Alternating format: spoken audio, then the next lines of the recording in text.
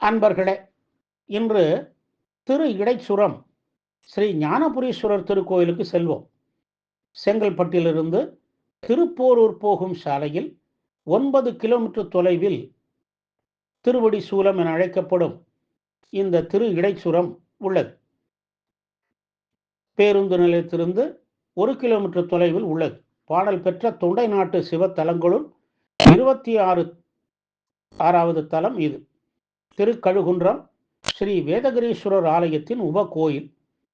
பல குன்றுகளுக்கு நடுவில் பாதுகாக்கப்பட்ட வனப்பகுதியில் இத்தலம் உள்ளது. திருஞான சம்பந்தர் தனது யாத்திரையின் போது இந்த வழியே வந்தார்.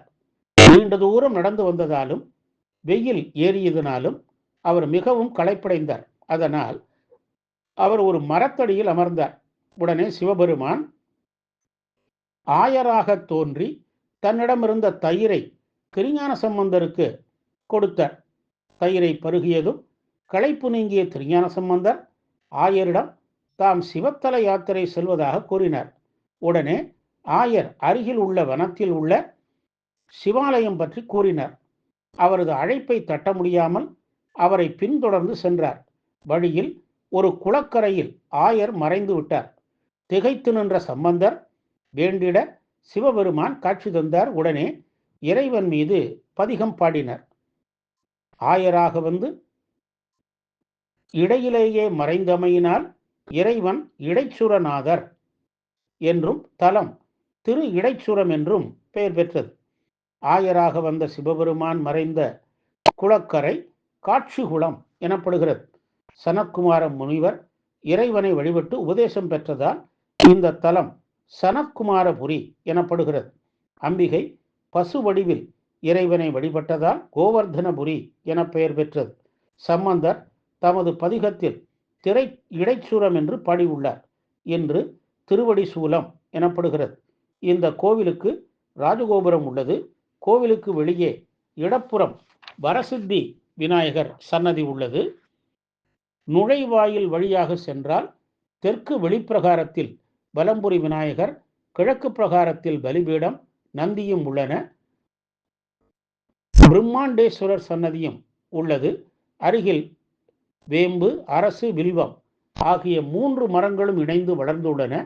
தெற்கு நோக்கிய சுப்பிரமணியர் தேவியரோடு சன்னதி கொண்டுள்ளார். இங்கு தலவிருட்சம் வில்வம். அருகில் விநாயகர் வடிவில் பாம்பு புற்று உள்ளது. உள்ளே சென்றால் பெரிய மண்டபம். அதை அடுத்து நேரே தெற்கு நோக்கிய இறைவி கோவர்தனாம்பிகை சன்னதி உள்ளது. இடப்புறம் கிழக்கு நோக்கிய இறைவன் ஞானபுரீஸ்வரர் கருவறை உள்ளது. ஒரே இடத்தில் நின்றபடி இறைவன் இறைவியை தரிசிக்கலாம். கருவறை அகழி அமைப்போடு உள்ளது. 4 விநாயகர், தேவியரோடு சுப்பிரமணியர், பைரவர் சன்னதிகளும் உள்ளன. ஞானபுரீஸ்வரர் மரகதலிங்க திருமேனியார். தீபாராதனையின் போது தீப ஒளி பிரகாசமாக தெரியும். இறைவனுக்கு தேன் அபிஷேகம் செய்து அதை தினமும் உண்டு வந்தால் சகல நோய்களும் நீங்கிடும். இதனால் இந்த தலப்பதிகத்தில் திருஞான சம்பந்தர் பிணியின்றி வாழ்வர் என்று குறிப்பிடுகிறார்.